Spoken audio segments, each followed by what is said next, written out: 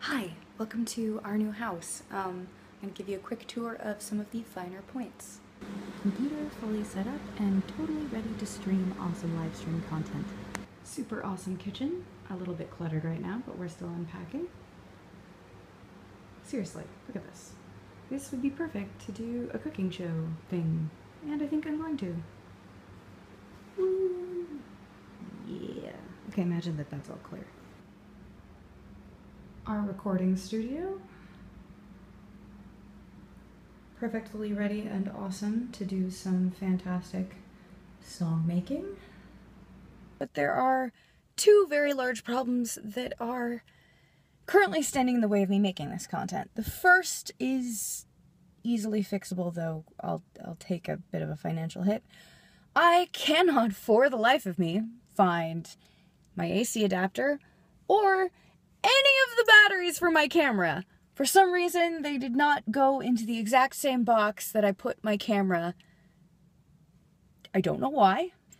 You think I would have been smart enough to put them in the same box, but I'm pretty sure that when I packed up my camera, I was at that point where, look, as long as it doesn't get broken, I don't care how we pack this shit.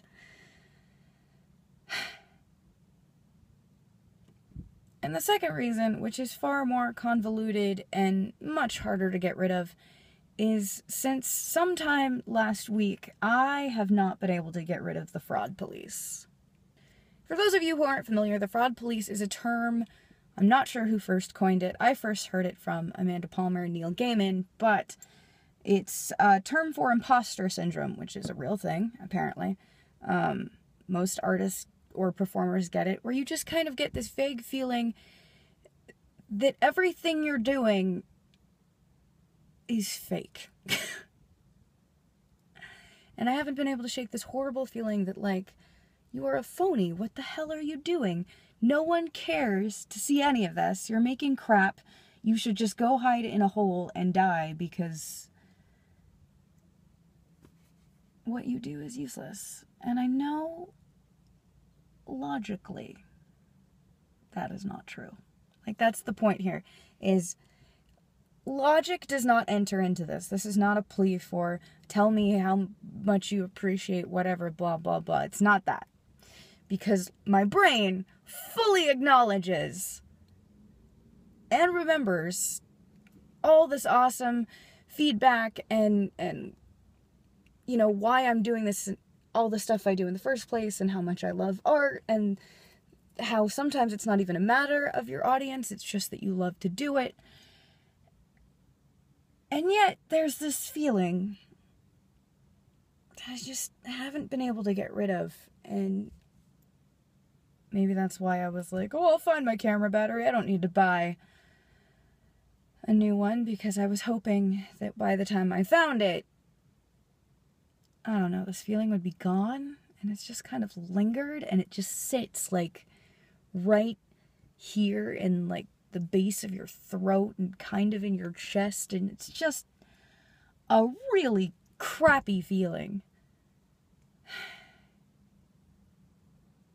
And maybe talking about it will help, I don't know. I love how literally the sun is coming out. Sun will come out tomorrow. God, I hate that song.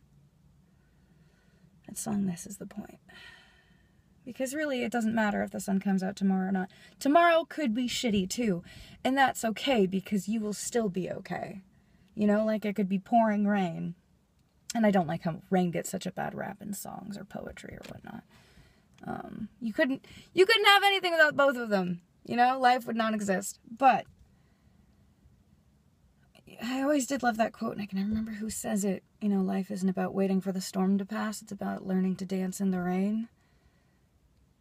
So really, that's what this is right now. This is a learning moment for me of, okay, so yeah, you feel pretty gloomy right now, but maybe it's not about waiting for the feeling to pass. It's about pushing through it and finding that joy again. Mind you, this is not the same as depression. I don't recommend you tell anyone who's clinically depressed that they just have to push through it, because that's fairly ignorant, and a lack of understanding of how the chemical basis of clinical... That's a whole different vlog entirely, but the point is, this is not me dealing with depression. This is me dealing with my own psychological insecurities and whatnot, and trying to work through that and identify where it's coming from, and just sort of, instead of having a feeling about it, kind of using some mindfulness and just being like, huh, okay, that's interesting. Where is it coming from? And being able to use that. And I have failed at doing that big time. What I'm trying to say here and what I'm trying to say here in this string of consciousness, which I will not be able to edit because it's on my phone and I'm headed to work, is simply, you're okay and you're real. You are so real. And everybody feels like this from now and again, and you will get past it, just like I'm gonna get past this. In fact, just kind of talking about it, which is weirdly making me kind of emotional for some reason, I feel better. And you know what? Between the whole internet and me, I might have a weirdly strong cry about this on my 45-minute drive to work. Just to vent out this emotion that I have no place for. It's very strange. But, I don't know. I'm talking like a crazy person. I love you so much. And no matter what you're going through right now, you will be okay. And you will be able to find happiness in those stressful moments even. And we're gonna be fine. I see you just like you've seen me. And neither of us are imposters for whatever reason we may be thinking. You're good enough. I'm good enough.